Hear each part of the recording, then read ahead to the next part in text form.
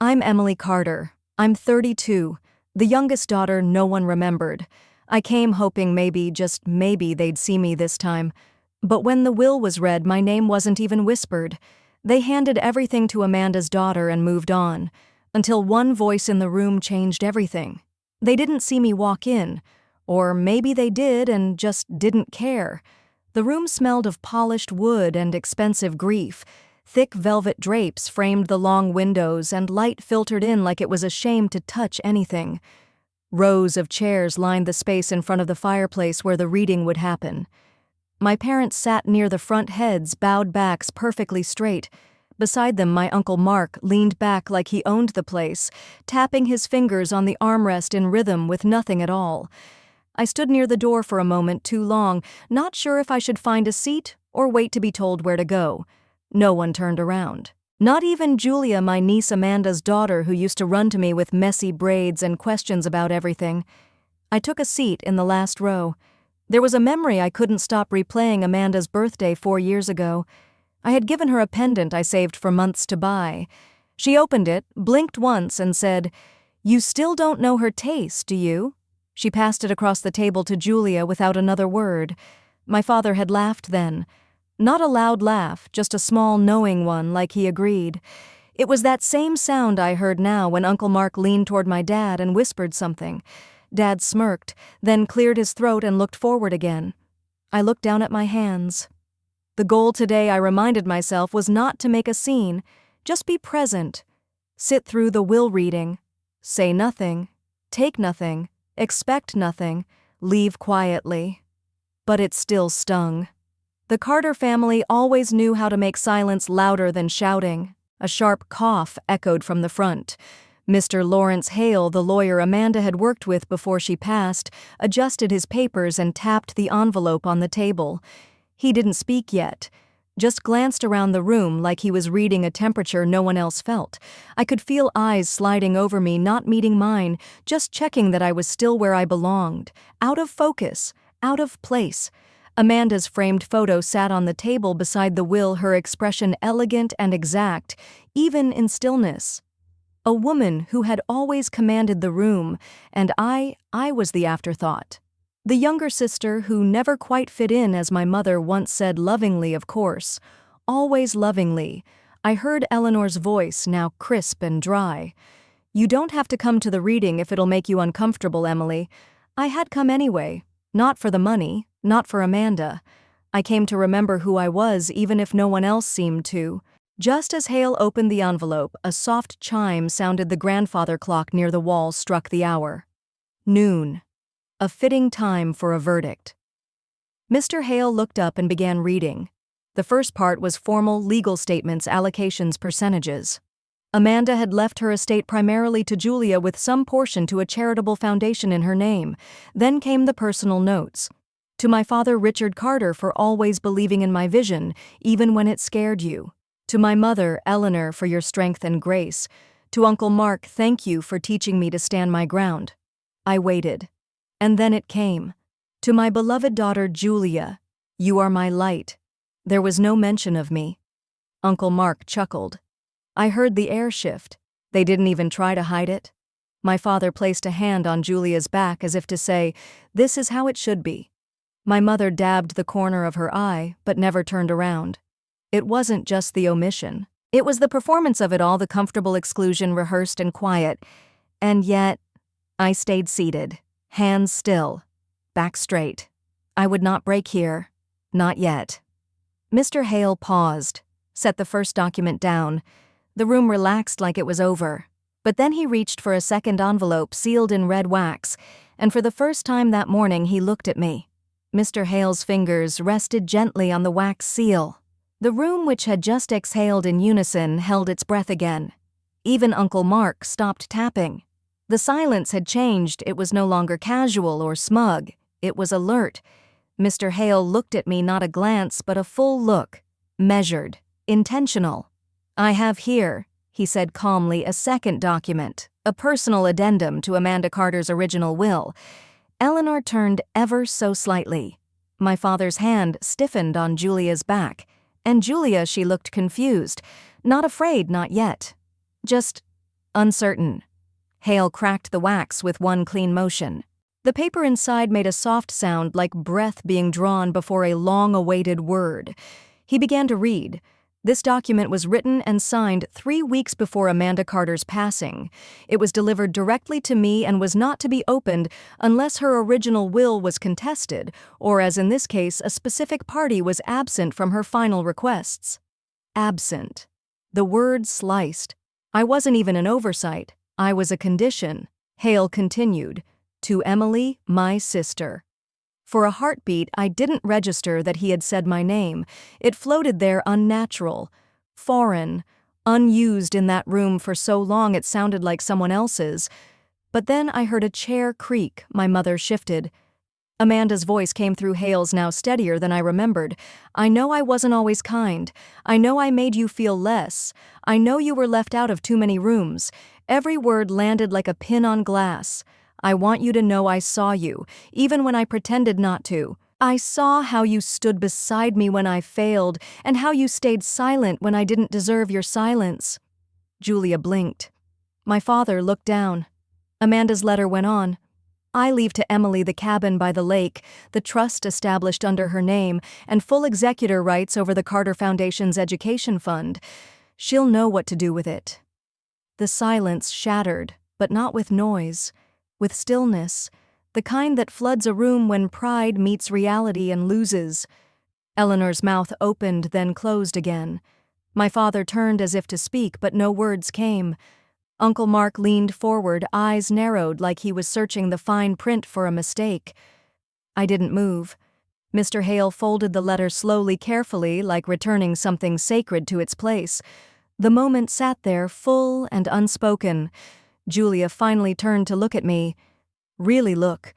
I gave a small nod, not of triumph, just acknowledgement, of presence, of being. The room buzzed with questions unasked and unanswered. No one laughed now. Hale cleared his throat again, but this time not to speak, just to remind the room that time still moved forward. I believe that concludes the reading, he said. No one stood. I felt the weight shift. The story had changed, but no one knew how to carry it yet. I rose, not dramatically, not slowly, just enough.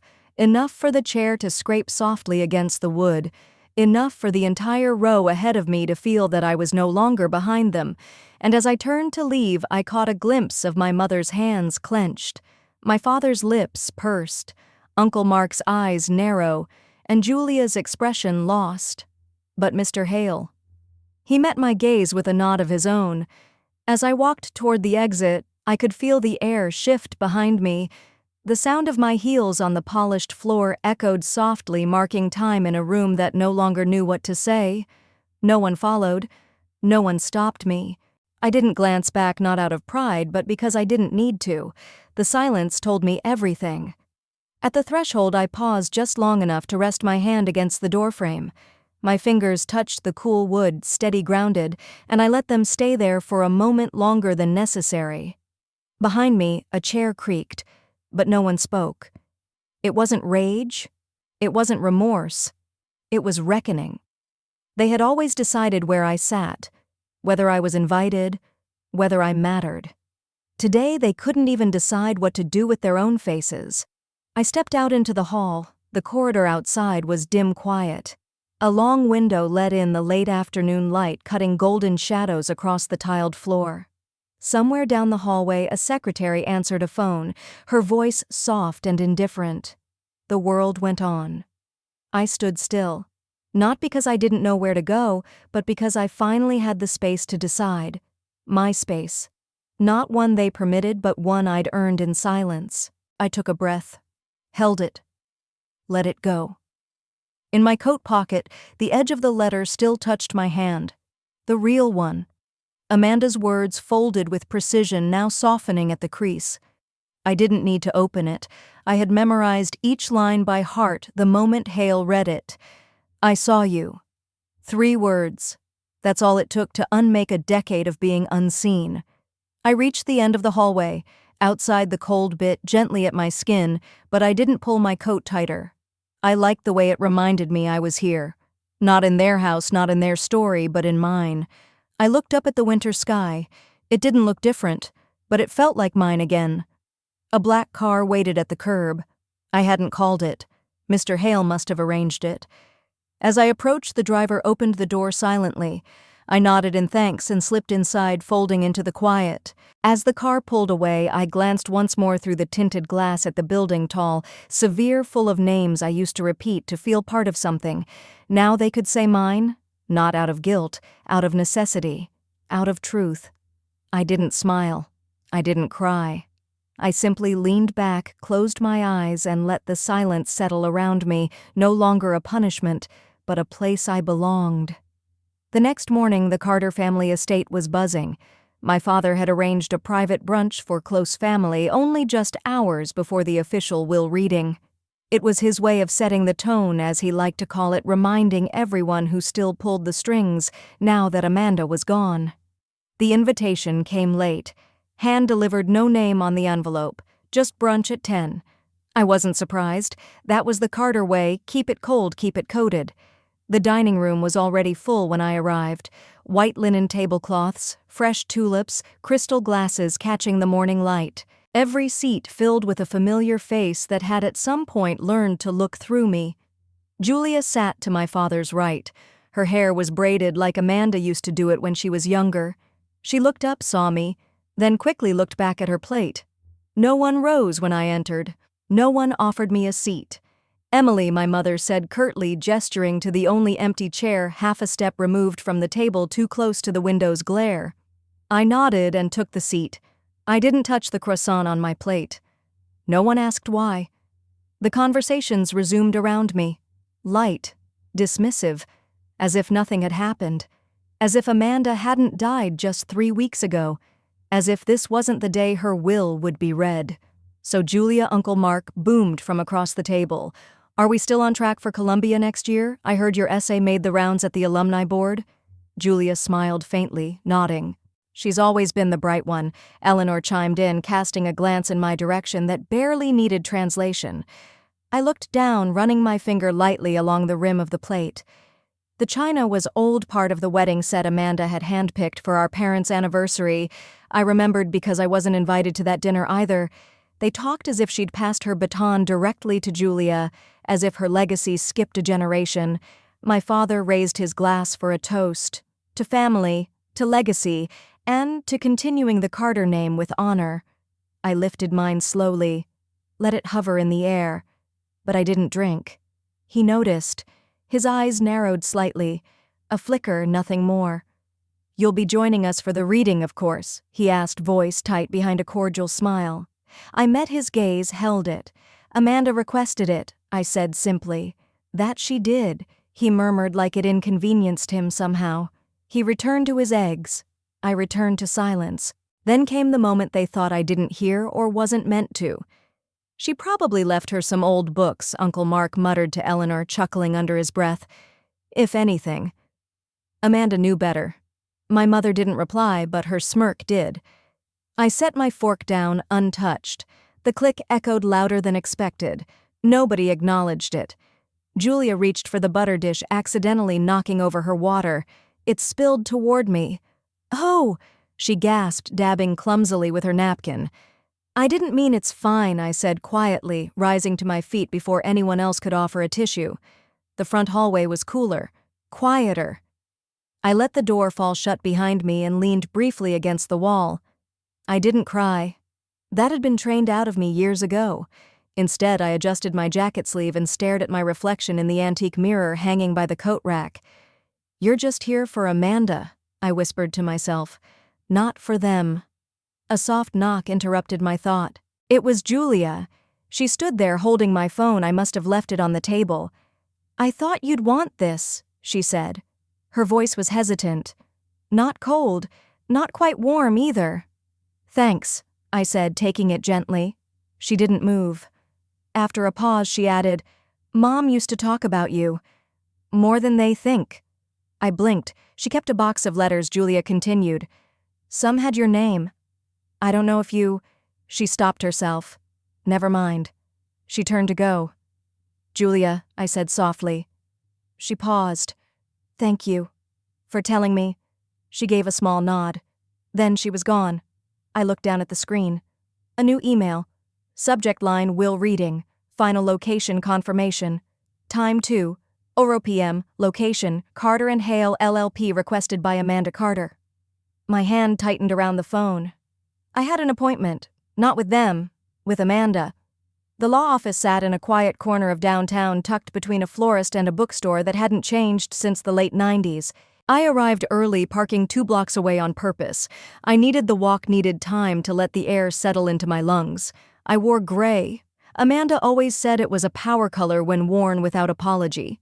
The lobby was cool and smelled faintly of paper and leather. A receptionist nodded politely and asked if I was here for the 200. "They're already here," she added, gesturing toward the hallway. I nodded and followed. Room 304. Frosted glass. Gold letters that read Lawrence Hale Esky.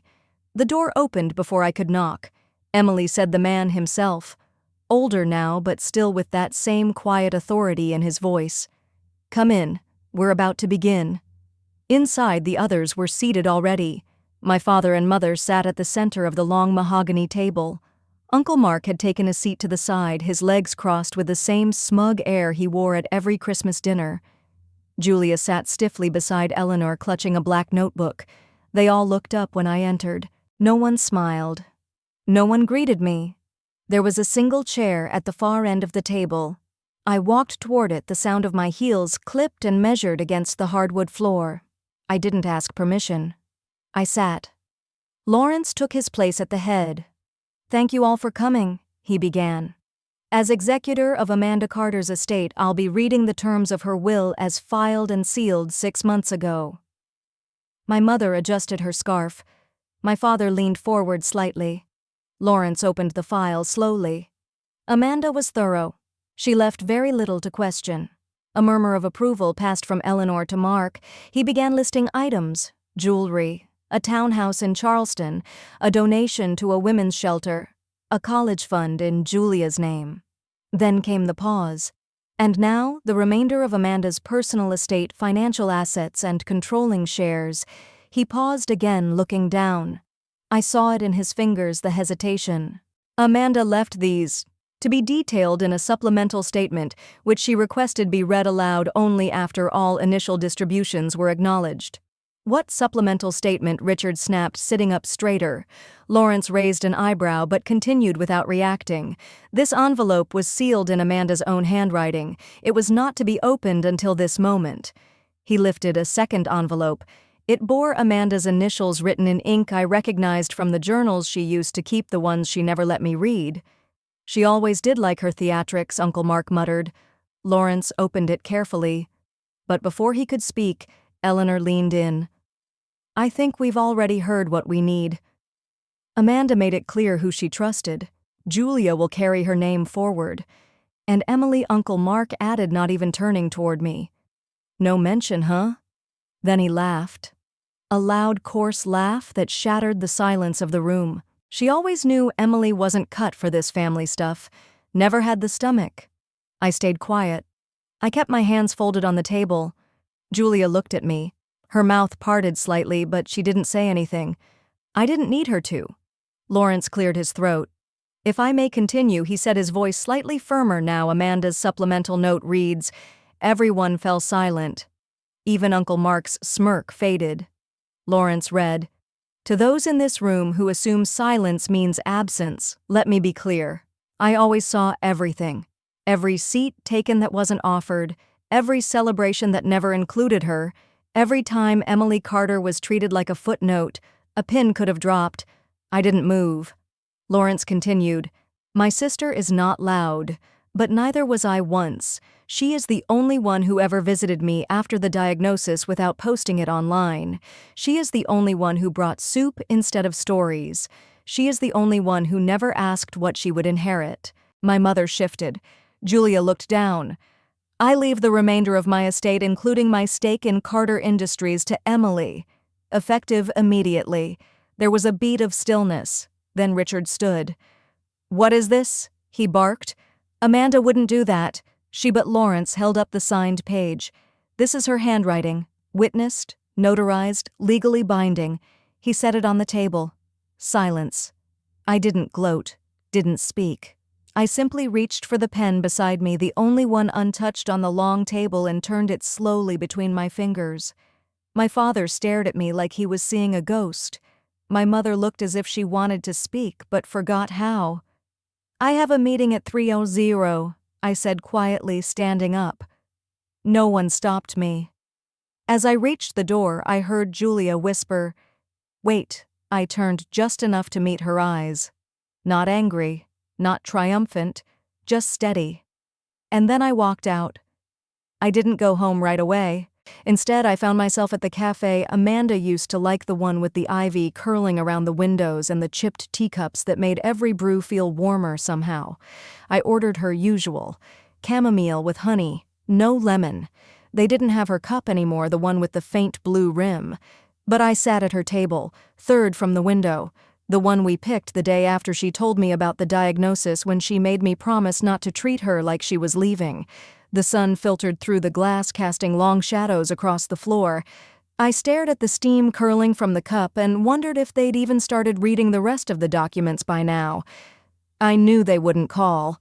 Back at the firm, Lawrence had slid the signed copy toward me. "I'll have the transfer paperwork ready by tomorrow morning," he said. Amanda was clear. "You're not just the beneficiary, Emily. You're the majority shareholder." The words hadn't sunk in yet. Not fully. Maybe that's why I ended up here.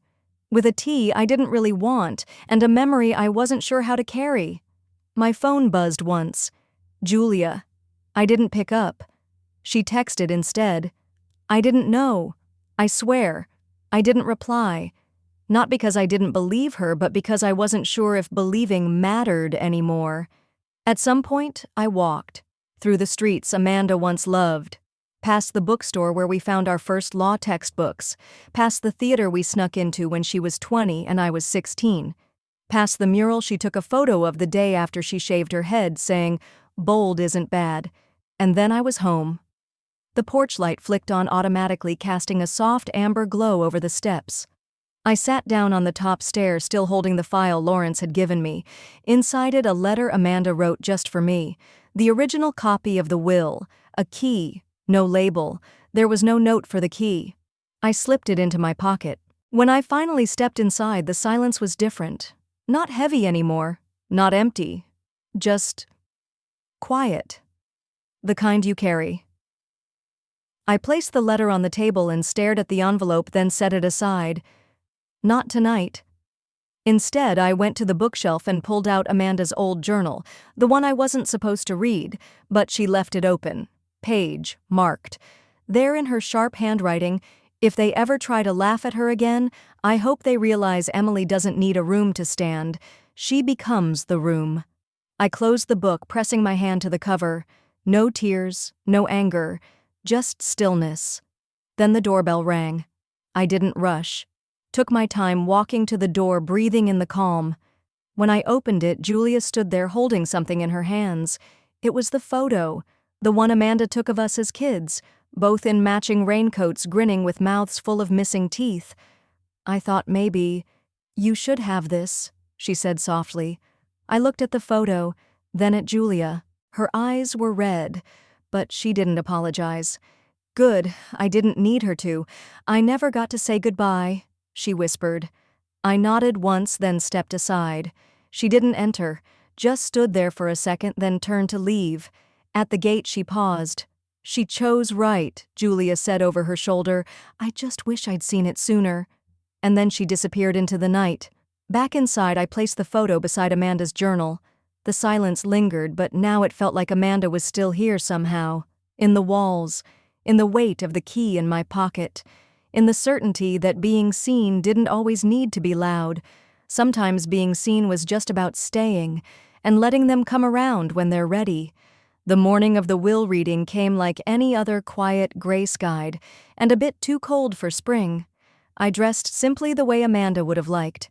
No black, just a soft navy coat buttoned to the top and a cream blouse she once bought for me on a whim. I didn't wear it much before. Now it felt right. The reading was scheduled at the family estate, not a law office. Amanda's decision. Let them sit where they laughed, she once joked, eyes sharp. Truth should echo where pride once spoke. When I arrived, the driveway was already full. Julia waved me in from the front steps, her smile hesitant. She'd been texting on and off all week, short messages, apologies in fragments. I replied once, "Thank you." Inside the room was staged almost theatrically velvet armchairs in a half-circle, the fireplace cold and dead. A long table held neatly stacked folders. At the center, Mr. Lawrence Hale poised silver-haired in his usual charcoal suit. He greeted me with a nod. "Emily." I nodded back. "Is everyone here?" He glanced around. Just about. Richard and Eleanor were seated side by side, still and silent, though her lips pressed into that familiar permanent frown. Uncle Mark leaned back, arms crossed, feet sprawled, eyes scanning me as if I were the entertainment. Julia sat closer to me this time. No one said anything. Mr. Hale stood. "We're gathered." He began to honor Amanda Carter's final wishes and to proceed with the reading of her last will and testament. He opened a leather folder and cleared his throat. His tone was steady, almost clinical, but his eyes briefly met mine. Then he began. "To my dear niece Julia, I leave the collection of first editions from my office shelf and the piano if she ever decides to learn to play." A soft exhale from Julia, her hands clenched in her lap. "To my mother Eleanor Carter, the sapphire brooch passed down through 3 generations. May it remind you of grace." And its cost. No reaction from Eleanor, just a slight lift of her chin. "To Richard Carter, my father, the land deed to the West Orchard. May you use it well." There was a pause. I could feel it coming. Then came the silence that always precedes something sharp. "To my sister Emily Carter." The room stilled. "I leave nothing." Gasps. A stifled laugh from Mark. Julia whipped her head toward Lawrence. I didn't move. Lawrence didn't either. He turned the page. "But this, as some of you expected, is not the full document." And just like that, the room shifted. He reached into his case and pulled out a sealed envelope. Amanda left an addendum, signed, witnessed, and legally binding, to be opened only in the presence of all family members.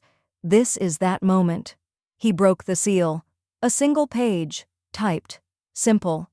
To Emily he read, voice steady, "I leave everything else." The breath left the room. Shares in the Carter Foundation, liquid assets, patents, real estate, all of it, because she was the only one who stayed when there was nothing left to take. No one spoke. Mark straightened. Eleanor's hand gripped the armrest. Richard's mouth opened slightly, then closed. Julia let out something between a laugh and a sob. Mr. Hale placed the page down. "It is in full her final will." He sat. I didn't say a word, didn't stand, didn't cry. I looked at my family, not as someone who'd won, but as someone they didn't see coming. The moment lingered taut, suspended, until the only sound left was the ticking of the old clock on the mantel. Uncle Mark was the first to break the silence. "So that's it." His voice had the brittle edge of disbelief dressed in a sneer. "Everything." Mr. Hale didn't blink. "That is Amanda's final and complete will." Mark scoffed and leaned back, arms wide, like he expected someone else to protest with him. "Well, isn't that just poetic?" Eleanor rose, slowly smoothing the folds of her blouse. She didn't look at me. Not once. Instead, she turned to Mr. Hale. She must have been confused, ill, manipulated even. Mr. Hale raised an eyebrow. She was lucid. We met multiple times. Each time she reaffirmed this decision without hesitation. She was emotional, Eleanor insisted. Emily played on that. That was when I stood quietly, not to argue, not to gloat. I walked to the fireplace, fingers grazing the cold mantel. The photo of Amanda still stood there, smiling, that same unreadable smile.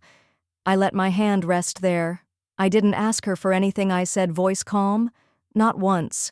Richard was still seated.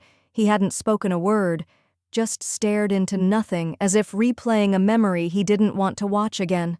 "She called me," I continued. "The night before, she went back into the hospital. We talked about books, about Julia, about how she hated this room." I turned slowly. She didn't want a dramatic moment, she just wanted it to be clear. Eleanor's mouth tightened, her eyes were watery but hard. Mark let out another dry laugh. Well, it's clear, all right. Julia stood. It's not about the money. Mark rolled his eyes. Says the one who still got the piano. It's not, Julia repeated louder this time.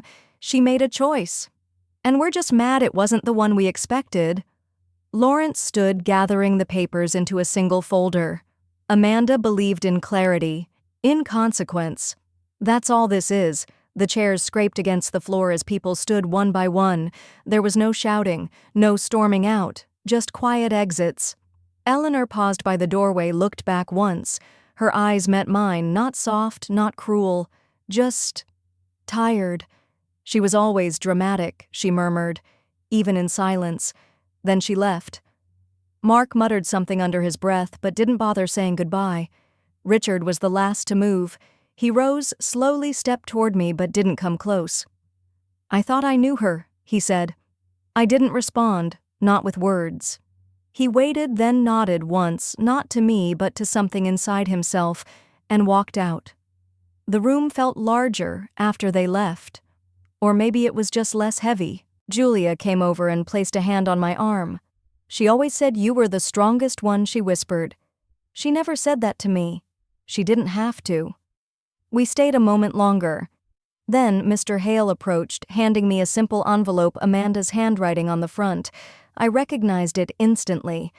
To be opened when the room is empty, he said. I nodded.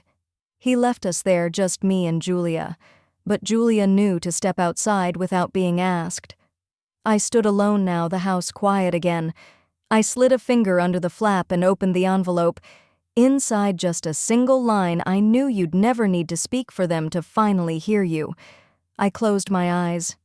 Amanda always did know how to end a sentence. I tucked the letter back into its envelope, folded carefully like something sacred, and slipped it into my coat pocket. Amanda's words didn't echo, they settled, quiet, final, and warm. As I stepped outside late afternoon, light stretched long shadows across the gravel path. Julia was waiting by the garden, arms crossed, not in defiance but in thought. She told me about that envelope, she said, not turning around, said it wasn't for closure, it was for confirmation. She knew they wouldn't understand, I replied. She also knew you wouldn't try to make them. Julia looked at me. That's why she left it to you. You were the only one who didn't ask. We stood in silence for a while, letting the breeze move the leaves around our feet. A gust of wind knocked over a small metal chair on the porch. It clattered, startling a squirrel up a tree. Julia laughed softly. Do you think they'll come around? She asked. They don't have to, I said. That's not the point. She nodded. The lawyer had offered to send everything by courier, but I told him I'd come pick it up myself. There was something grounding about handling things, touching the papers, walking the house one last time, feeling its weight and letting it go. Before leaving, I took a slow walk around the property. The trees Amanda and I used to climb, the porch we used to sneak ice cream under, the swing that had been missing one chain for over 10 years, still hanging, still crooked. Inside the house was nearly empty. Only the essentials remained. The photo frames had been boxed. The piano was already being arranged for shipment, but I sat down at it anyway, not to play, just to touch the keys. They were colder than I remembered. I didn't cry. That wasn't what this moment was for. I placed my hands on the lid and closed it gently, the soft thud echoing like punctuation at the end of a sentence. When I opened the front door again, Julia was by the car holding a thermos. Coffee, she said, handing it to me. I made it through the whole thing without spilling a drop. I smiled. Amanda would have been impressed. She would have said you looked like you belonged there. I paused before opening the car door. Maybe for the first time I did. Julia looked at me, really looked. You were always there, Emily. They just didn't see it. I didn't answer. I just nodded the way Amanda might have. Quiet acknowledgement without ceremony. As I drove away, I didn't look back at the house. I didn't need to. It had already given me everything it had. A week later, I received a letter in the mail from Mr. Hale. Inside was a copy of Amanda's private journal, just a few entries she'd chosen to share. The final page read, "She didn't fight to be seen. She waited." And when they finally looked there, she was, still standing. I pinned that page to the corkboard above my desk, not to remember her, but to remember myself. Because sometimes the loudest thing you can do is simply stay. And eventually, the world quiets down enough to notice. Some people spend their whole lives talking just to prove they matter, but sometimes the ones who say the least leave the deepest echo. She didn't raise her voice. She didn't chase their approval. She simply stood there calm, steady, and let the truth arrive on its own. And when it did, no one had anything left to say.